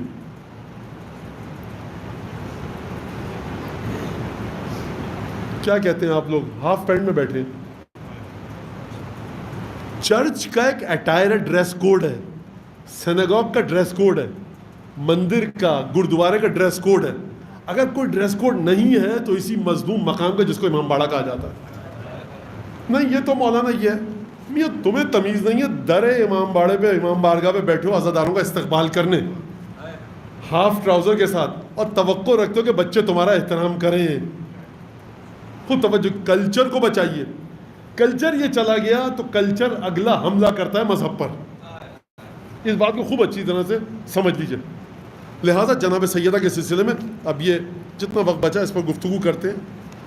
زیارت ہے جناب سیدہ کی، یا جس کے اندر جملے اس کی میں تشریح کروں گا، یا ممتحنہ. تو اب جس سیدہ کے بارے میں آپ کہتے ہیں نا کہ ہمیں ان کے نقش قدم پر چلنا چاہیے، روح کو دیکھیے کہاں پر ہے. جناب امیر نے کہا کہ دیکھو، انکم لا تقدرون علی ذلک، تم میری طرح نہیں بن سکتے، ولکن اعینونی بورع وعفۃ واجتہاد وسداد. علی بن ابی طالب کی مدد کرو، اپنی شخصیت کو اخلاق، عبادت، کردار کے لحاظ سے مضبوط کر کے جس حد تک کوشش کر سکتے ہو اپنے آپ کو ایک اچھا مومن، اچھا مسلمان بناؤ. اس کے ذریعے تم میری مدد کر سکتے ہو. لہٰذا جب یہ بات آتی ہے سیرت سیدہ، انتہائی مشکل ترین ٹاپک ہے یہ، جس کو ہم بڑی آسانی کے ساتھ کھانے کی میز پہ حل کر لیتے ہیں. میں کبھی کبھی ماں باپ سے کہتا ہوں کہ آپ ایک رحم کر سکتے ہیں ہم مولاناؤں پر. کہ کیا؟ میں دین کا پیچھے آپ چھوڑ دیجئے. کہ کیا مطلب؟ میں نے کہا اپنے بچوں کو دین سکھانا خدا کے لیے چھوڑ دیجئے. کہ مولانا، میں کہا آپ کا کام نہیں ہے، آپ ذرا سی بات پر قتل گائے سید الشہداء ابو الفضل عباس کے بریدہ بازو، یہ کیا مذاق ہے، تماشا ہے؟ اتنے اہم ترین مسائل کو ذرا سا بچہ دائیں بائیں گیا، آپ نے لا کر اس کے اوپر گفتگو شروع کر دی. خوب توجہ کیجیے گا. جو بات آسانی، یہ آپ مذاق سمجھتے ہیں کیا؟ جناب سیدہ کی شہادت کے واقعے کو آپ ذرا سا بچے نے، جناب سیدہ شہید ہوں اس لیے تم ابو الفضل عباس کے بازوں کی قسم، لا حول ولا قوت. عجیب مرحلہ ہے، کہاں پر لا رہے ہیں آپ؟ تو دین کا پیچھا آپ چھوڑ دیجئے. مولانا مل گیا آپ کو تو اس سے سکھوائیے، مجلس میں لائیے. جس حد تک ایک اوپر کے واجبات، آپ موٹے موٹے واجبات پہ آپ گفتگو کر سکتے ہیں، سمجھائیے اس کو. ورنہ دین سمجھانا آپ کے بس کا نہیں ہے. اس کو کیوں نہیں سمجھتے آپ؟ اتنا دین کے اوپر تبلیغ کی جاتی ہے ماں باپ کے ذریعے کہ بچہ نماز، روزے، پردے سے لڑکیاں بدزن ہو جاتی ہیں. ایک طریقہ ہے سرکار، کچھ جوہلا رہتے ہیں بیچارے جنہوں نے ہارورڈ اور کیمبرج بنائی ہے، انہوں نے ایک عجیب سا علم پیدا کیا، اس کا نام ہے علم نفسیات. وہاں پر کچھ قوانین بنائے ان بیچاروں نے. ان سے کچھ سیکھ لیجیے جا کر کہ چائلڈ سائیکولوجی ہے کیا، جو بچہ بلوغت کی عمر کو جا رہا ہے اس کی سائیکولوجی ہے کیا. وہ انگوٹھا چھاپ لوگ نہیں ہیں وہاں پر. فائدہ اٹھائیے ان چیزوں سے. آسان نہیں ہے یہ چیز کہ ہم اگلی نسل کو کس طرح سے تربیت کر کے سماج کے حوالے کر رہے ہیں. امام باڑوں میں جو نسل آئے گی وہ کس طرح کی ہوگی. بہرحال اس کو سنیے. یا ممتحنہ، تو اے سیدہ آپ کا امتحان لیا گیا. آپ وہ ہستی ہیں کہ جس نے امتحان دیا. کبھی امتحان دیا، رکیے، امتحان کے لیے شرط ہے کہ مضمون آپ نے پڑھا ہوا ہو. بیٹا آج ریاضی کا امتحان ہے تو آپ گھر سے کل سے ریاضی پڑھ کے آئیں گے.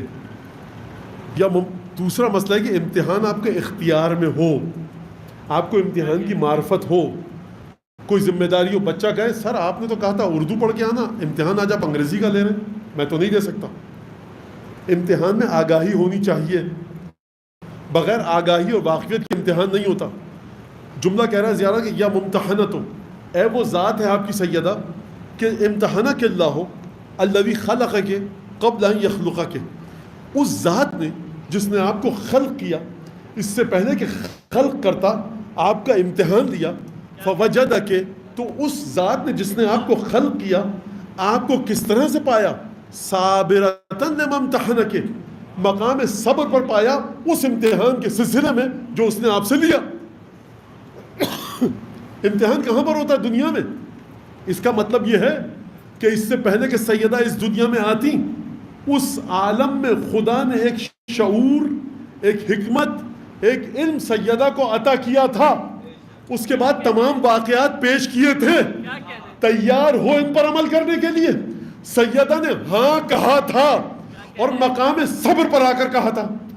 صبر اس وقت تک نہیں ہو سکتا جب تک کہ آپ کو اندازہ نہ ہو. بچے سے آپ کہتے ہیں بیٹا سوئی لگنے والی ہے، تم صابر ہو، ابھی تو سوئی نہیں لگی، تو صابر کیسے کہہ سکتے ہیں آپ؟ جب سوئی لگے گی، جب نیڈل بدن میں جائے گی، جب انسیشن ہوگا، جب بچہ مسکراتا رہے، چہرے پر تکلیف کے آثار نہ آئیں، سوئی نکال دی جائے، تم صابر تھے.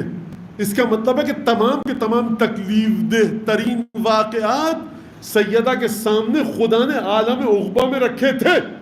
فوجدک صابرتن، اور خدا نے آپ کو مرحلہ صبر پر پایا.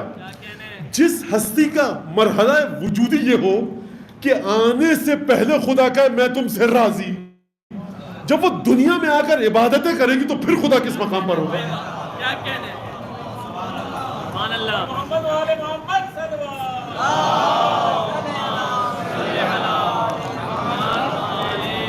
لمن امتحنک صابرتن، آپ صبر کے مرحلے پر تھیں. اس کا مطلب کیا ہے؟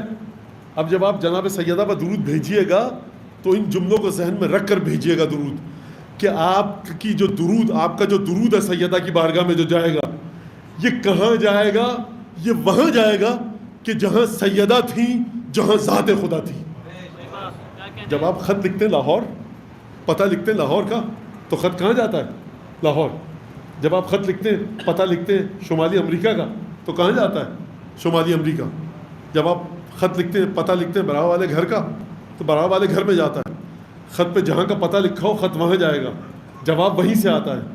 یہ جو آپ سیدہ کی بارگاہ میں درود بھیجتے ہیں، یہ کہاں پر جاتا ہے؟ اس کا پتہ کیا ہے؟ ایڈریس کیا ہے؟ اس کا ایڈریس ہے مقام غیب، جہاں تک کوئی نہیں پہنچ سکتا. جب یہ خط وہاں جائے گا تو وہاں سے جواب آئے گا. اسی لیے معصوم نے فرمایا کہ بہترین درود وہ ہے، اپنے الفاظ میں پیش کر رہا ہوں، کہ جو سیدہ کی بارگاہ میں بھیجا جائے. کیوں بھیجا جائے؟ کیونکہ روح وہ ہے 1,24,000 پیغمبر اور 12 کے 12 امام اپنے مقام پر استادہ ہو جائیں احترام سیدہ کی خاطر. تو فرمایا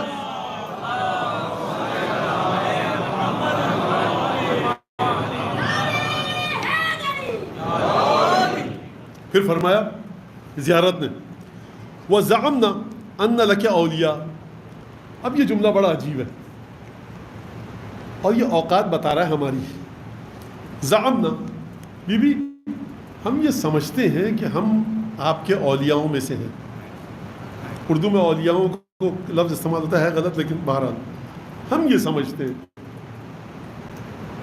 ہم یہ سمجھ رہے ہیں، ہے کہ نہیں ہمیں نہیں پتا. زعمنا، زعم کسے کہتے ہیں؟ گمان. ہمارا خیال یہ ہے وَزَعَمْنَا أَنَّ لَكَ أَوْلِيَاءَ، کہ ہم آپ کے ولیوں میں سے ہیں، آپ کے چاہنے والوں میں سے ہیں. مصدقون و صابرون، ہم تصدیق بھی کرتے ہیں اور صبر کے مرحلے پر بھی ہیں. کس چیز کی تصدیق کرتے ہیں؟ کس چیز کے سلسلے میں صبر کرتے ہیں؟ لِكُلِّ مَا أَتَانَ بِهِ أَبُوكَ، وہ تمام چیزیں جو آپ کے بابا نے لا کر ہم کو دیں، ہم ان تمام چیزوں کی تصدیق بھی کرتے ہیں. اور تصدیق کرنے کے بعد جو تکلیفیں آئیں گی اس میں ہم مرحلہ صبر پر بھی ہیں. اگر آپ کی آقازادی اس عالم میں مرحلہ صبر پر ہے ولایت کو لیتے ہوئے، تو یہ کیسے ہو سکتا ہے کہ آپ مرحلے ولایت پر آئیں اور آپ کو اذیتیں نہ ہوں اور آپ صبر نہ کریں؟ اگر جڑنا ہے پنجتن کے ساتھ تو ان کی ولایت کو بھی مانیے، ان کے ساتھ صبر کے ذریعے جڑنا بھی سیکھیے.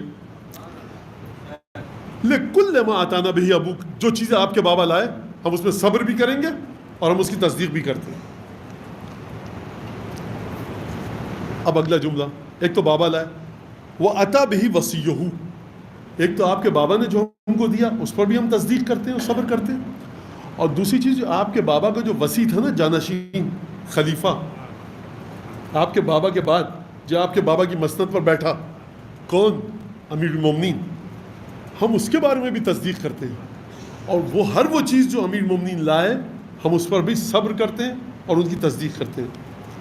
فَإِنَّ نَسْأَلُكَ، لہٰذا بی بی ہم آپ سے سوال کرتے ہیں، ہم آپ سے مانگتے ہیں۔ امام سے مانگا جائے کہ نہ مانگا جائے؟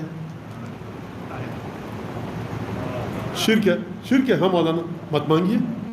مولانا جواب کیا ہوا؟ بھائی جواب یہی ہے، مت مانگو، تکلیف ہو رہی ہے تو اتنا وقت نہیں ہے نمبر پہ اب کہ امام کی پوزیشن کو میں آپ کے سامنے مستقل امام دے سکتا ہے کہ نہیں دے سکتا۔ ہمیں کسی مولوی کی قبر فاتحہ پڑھنے جاتے ہو جب امام کے پاس جاتے ہو تو ولایت کو سمجھو کہ امام ہے کیا۔ زیارت امین اللہ کہہ رہی ہے السلام علیک یا امین اللہ فی ارضہ، امانت اس کو دی جاتی ہے کہ جو صاحب امانت مانگنے آئے تو دے سکے۔ اگر علی بن ابی طالب بے اختیار ہیں تو ولی کس بات کے، حجت خدا کس بات کے؟ امام صادق کیوں فرما رہے ہیں جو زری کے پاس جا کر دعا کرتا ہے آسمان کے دروازے کھل جاتے ہیں، گواہی دیں گے قیامت کے دن۔ یہ ولایت ہے کس لیے پھر؟ خوب توجہ کیجیے گا۔ فَإِنَّ نَسْأَلُكَ، بی بی ہم آپ سے سوال کر رہے ہیں۔ اب یہ بی بی کی عجیب منزلت ہے، بی بی نہ امام ہے نہ رسول، لیکن مانگو بی بی سے۔ سرکار جو بی بی سے مانگ رہے ہیں آپ، تو بی بی کے بابا کا کیا مرحلہ ہوگا، بی بی کے اولاد کا کیا مرحلہ ہوگا؟ بے خوف و خطر ہو کر مانگیے حسین ابن علی سے، بے خوف و خطر ہو کر جناب امیر سے مانگیے۔ خوب توجہ کیجیے۔ اور اس میں یہ آپ ادھر ادھر کی بات مت سنیے، جا کر مراجع سے پوچھیے، علماء سے پوچھیے، فقہا سے پوچھیے کہ جو جا کر کہتے ہیں کہ ہم حسین ابن علی سے مانگتے ہیں۔ حسین ابن علی ابو الفضل عباس سے مانگتے ہیں۔ ابو الفضل عباس کی بات کریں، بی بی معصومہ سے مانگتے ہیں۔ خوب توجہ کیجیے گا اس بات کے اوپر۔ خیر فائنل نسل، بی بی ہم آپ سے مانگ رہے ہیں، سوال کر رہے ہیں۔ جناب شیخ توسی اس کو کاٹ دیجئے کیونکہ یہ تو شرک کر رہے ہیں آپ، چلیں اس کو چھوڑ دیتے ہیں، شرک ہو رہا ہے یہاں پہ۔ فائنل نسل، اب میرا کوئی سننے والا سچ نہ سمجھے، سرکار امام سے جب مانگ رہے ہیں آپ تو آپ یہ جملہ پڑھ رہے ہیں، بی بی خدا نے آپ کا امتحان لیا، آپ کے بابا ختمی پیغمبر، آپ کا شوہر امام اول، جب امامت کا بھی اقرار کر رہے ہو، توحید کا بھی اقرار کر رہے ہو، تو شرک کہاں سے آ گیا؟ فَإِنَّ نَسْأَلُكَ، ہم آپ سے سوال کر رہے ہیں بی بی، ان كُنَّ صَدَّقْنَاكِ، اگر آپ سمجھتی ہیں کہ ہم یہ سچ بول رہے ہیں، کیا کہنے مشیت فاطمہ کے، آپ یہ سمجھتی ہیں کہ ہم سچ کہہ رہے ہیں، خدا پیغمبر، ارے ولایت سیدہ کو سمجھو بی بی، اگر آپ سمجھتی ہیں کہ ہم سچ کہہ رہے ہیں اور میں سچ کہہ رہا ہوں کہ میں آپ کے بابا کو مانتا ہوں، آپ کے شوہر کو مانتا ہوں، مہر تصدیق رسالت، مہر تصدیق امامت آئے گی کہاں سے؟ بارگاہ سیدہ سے۔ بی بی اگر آپ سچ سمجھتی ہیں مجھے کہ آپ کے شوہر کا ولی ہوں، آپ کے بابا کیا امتی ہوں، اگر آپ سچ سمجھتی ہیں، کیسے سمجھاؤں میں اس کو؟ رسول خدا سمجھا کے چلے گئے، ان اللہ یغضب لغضبها ویرضى لرضاها، جس سے فاطمہ راضی اس سے خدا راضی۔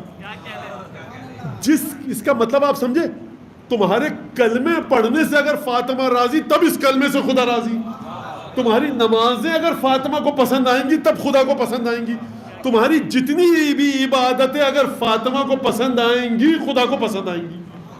اس کا یہ مطلب ہے ہر فعل میں فاطمہ کی رضا، یہ شرک نہیں ہے، پڑھیے خوشنودی الہی کے لیے، لیکن ہمارے عقیدے کے مطابق ہماری عبادتیں معصومین کی بارگاہ میں جاتی ہیں، اور اس کے بعد مہر تصدیق کہاں سے لگتا ہے؟ امام کے ذریعے، شہزادی کے ذریعے۔ خوب توجہ کیجیے گا اس بات کے اوپر۔ ان كنا صدقناک، اگر ہم، پر دیکھیے میں نے بڑا تھکایا آپ کو، معذرت چاہتا ہوں، تھوڑا سا آپ حوصلہ رکھیے اور بات کو ختم کر رہا ہوں۔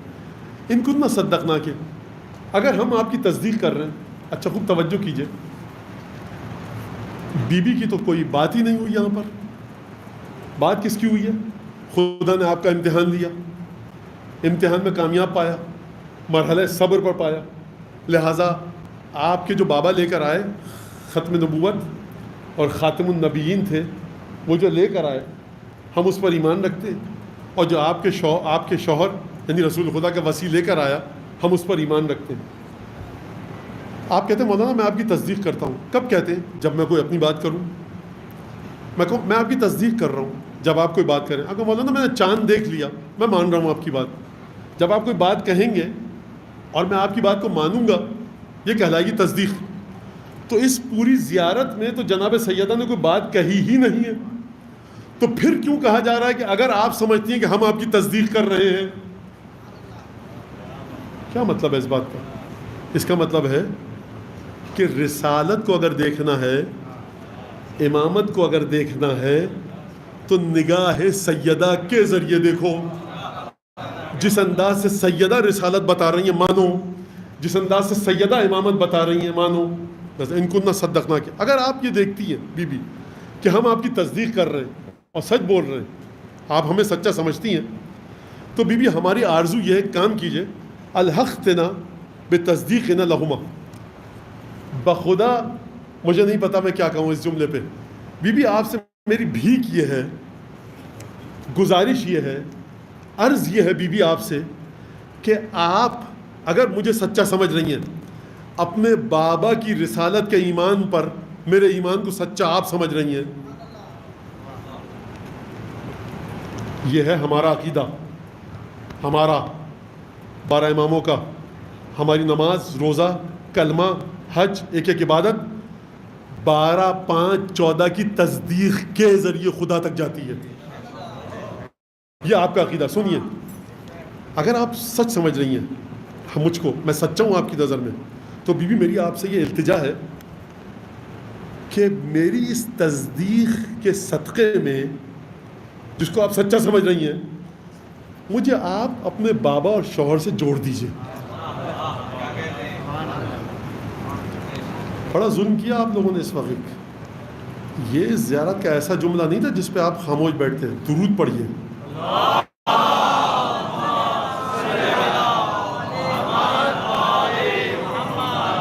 یہ بھی ایک کلچر کی تباہی ہے. میرے بچپنے میں جب بھی کوئی ایسی چیز پڑھی آتی تھی، مومن خود بخود درود نکلتا تھا، کیونکہ مومن کی سمجھ میں نہیں آ رہا ہوگا کہ یہ کیا، کون سی بات ہے، کیا کریں تو کیا کریں. اس کلچر کو زندہ کیجئے، اپنے بچوں کو سمجھائیے کہ کس موقع پر خود بخود بے ساختہ زبان سے درود نکلے. بات ہو رہی ہے سید الشہداء کی فضیلتوں پر، اچانک کوئی نوجوان کہ کوئی سیاسی ٹائپ کا نعرہ لگانے لگے گا. عجیب ذوق ہو چکا ہے قوم کا. یاد رکھیے، درود کی حیثیت کو سمجھیے. نعرے پہ بات ہوتی ہے، نعرہ حیدری کو ہٹا کر نہ جانے کیا کیا وہ نعرے کے ساتھ نام جڑ چکا ہے. نعرہ حیدری ہے. کسی درویش خلندہ صوفی کی کوئی جگہ نہیں ہے یہاں پر. نعرہ حیدری یعنی یا علی، بس ختم ہو گئی بات. توجہ کیجئے، عزاداری کے کلچر کو حفاظت کے ساتھ منتقل کیجئے، نجاستوں کو ہٹا کر منتقل کیجئے اپنی اگلی نسل کو. خوب توجہ کیجئے گا. فرمایا بی بی اس زیارت نے ہمیں آپ جوڑیے کس سے؟ رسول خدا سے، جناب امیر سے. تو ولایت کا اندازہ کیا آپ نے جناب سیدہ کی، اور آپ نے اپنے دلوں میں رسول خدا کی محبت اور جناب امیر کی مودت اور ولایت کی قیمت کا اندازہ کیا. اگر رسالت پر آپ کا ایمان سچا ہے، اگر امامت پر ایمان آپ کا سچا ہے، گواہی کون دے گا؟ جناب سیدہ. اگر گواہی دیں گی تب جا کر آپ بارگاہ رسالت میں داخل ہو پائیں گے، تب جا کر آپ بارگاہ امامت میں داخل ہو پائیں گے. یعنی سیدہ سے مودت کا پہلا تحفہ یہ ہے کہ رسول کی نگاہوں میں بھی عزیز ہوگے، علی کی نگاہوں میں بھی عزیز ہوگے.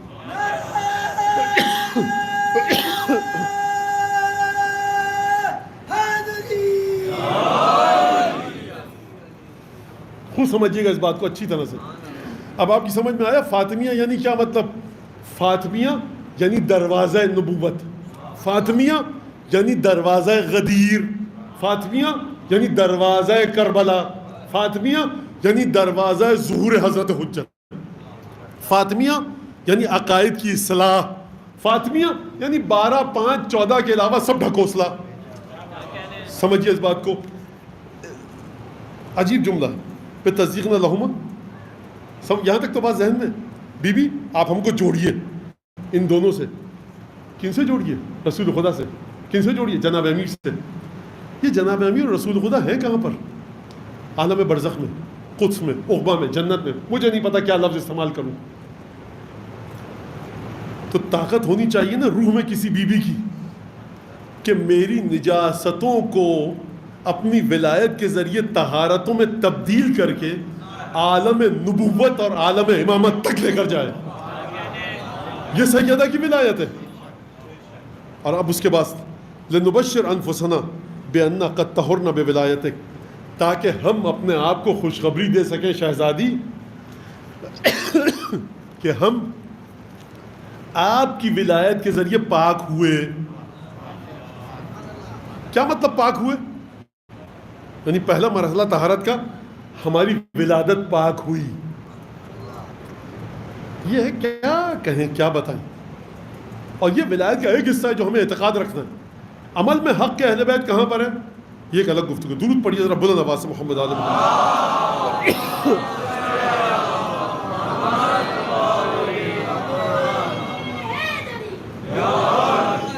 میں بہت معذرت چاہتا ہوں کہ میں نے آپ کو بہت وقت لے لیا. مصائب مختصر میں پڑھوں گا تاکہ، اور میں واقعی بہت شرمندہ ہوں کہ گفتگو 5 دن ہے اور اس میں سمیٹنا بڑا مشکل ہے. لیکن ان ایام میں، جن ایام میں ہم ہیں، 95 دن رسول خدا کی شہادت کے بعد، جو کہ آغاز مصائب جناب سیدہ ہے، اور جو سیدہ کا خود مرثیہ ہے اپنے لیے، صبت علیہ مصائب لو انہا صبت علی الیام سرنا لیالیا. مجھ پر وہ مصائب پڑھے کہ جو اگر روشن دنوں پر پڑھتے تو تاریک راتوں میں تبدیل ہو جاتے. قد كنت ذات حمن تحت ظل محمدی فاليوم ادفع الظالم بردائیہ. کل تک میں اپنے بابا محمد مصطفیٰ کی حمایت کے سائے تلے تھی، اور آج فرو مایا اور پس لوگوں کے سامنے میرا دفاع کرنے کے لیے سوائے میری ردا کے کوئی اور نہیں ہے. یہ شہزادی کے جملے ہیں. باقیت العین ناہلۃ الجسم، مسلسل آنکھوں سے آنسو گر رہے ہیں. غشیہ علیہ ساعۃ بعد اخری، غش کی ایک کیفیت میں ہے.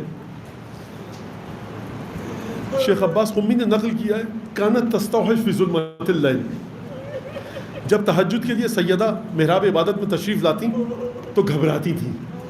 کیوں گھبراتی تھیں؟ مرحوم شیخ عباس نے لکھا ہے قمی نے کہ اس لیے گھبراتی تھیں کہ جب بابا زندہ تھے تو مناجات کی آواز آتی رہتی تھی. ادھر سیدہ محراب عبادت میں بیت الشرف میں موجود ہیں، ادھر بابا محراب عبادت میں اور سیدہ کے دروازے کے سامنے نماز تہجد پڑھ رہے ہوتے تھے. تو بابا کی مناجات کی آوازیں دل کو سکون دیتی تھیں. لیکن 29 صفر کو جب شہزادی اٹھی ہیں تو بابا کی آواز نہیں آ رہی تھی. تو شہزادی کا دل گھبرانے لگا. بچوں سے گفتگو کی ہے. شیخ عباس قمی نے لکھا ہے وہاں پر کہ بچوں سے کہا بچوں کہاں ہیں تمہارے نانا کہ جب بھی تم نے دروازہ کھولا تم کو پیدل چلنے نہ دیا، آگے بڑھ کر اپنی آغوش میں لے جاؤ.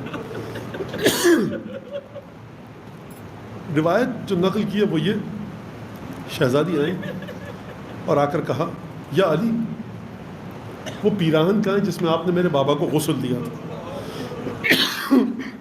جناب امیر نے وہ پیراہن دیا. فوضعت علی وجہہا، بی بی نے وہ پیراہن اپنے چہرے پر رکھا اور خوب جی بھر کی خوشبو کو سونگھا،